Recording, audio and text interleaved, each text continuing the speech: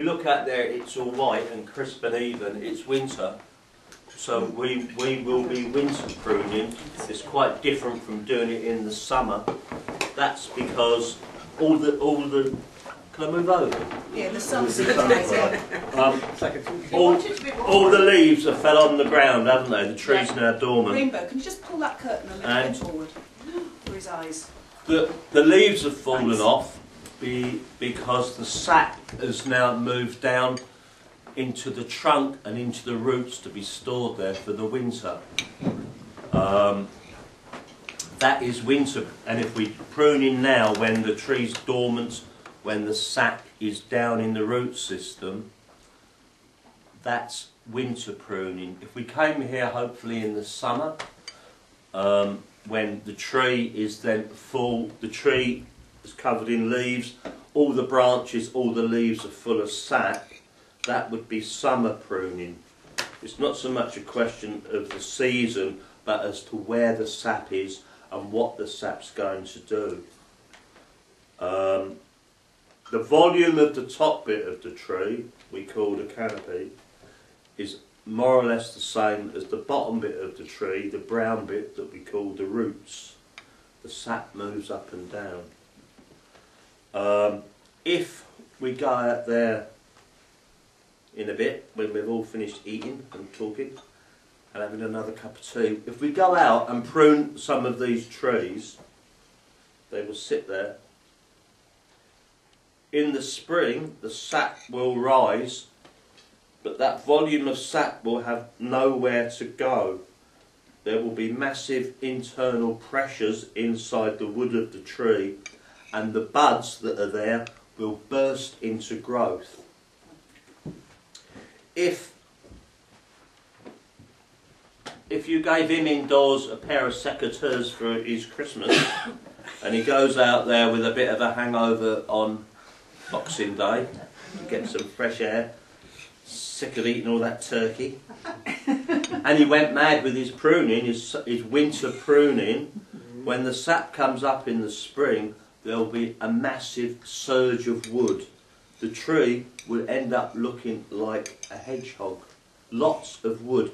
And if you drive up and down this valley, you will see people that have pruned their trees heavily in the winter, particularly on Boxing Day, because there's more James Bond on. And you will see the tree full of long, thin, whippy shoots. Long, thin, whippy shoots don't produce fruit. It's wood. It makes lovely sticks for lighting your fire.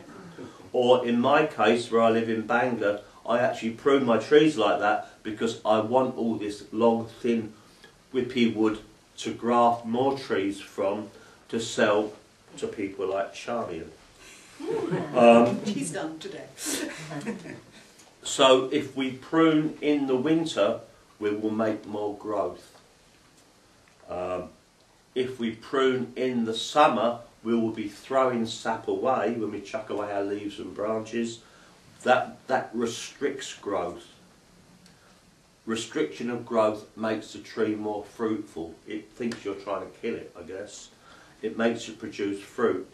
Summer pruning produces fruit. Winter pruning, which we're going to do in a bit, produces wood. When we're going to look at some young trees, aren't we, I think, 3-year-old?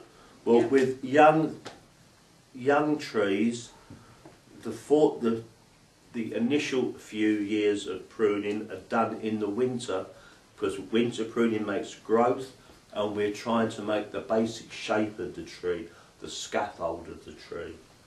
The simplest, or the form that you will know would be an open-centred bush, a goblet-shaped tree. Any of your posh glasses I can demonstrate with? You probably drop one on the floor, it's alright. A goblet-shaped tree, so that the light and air can get inside of the canopy.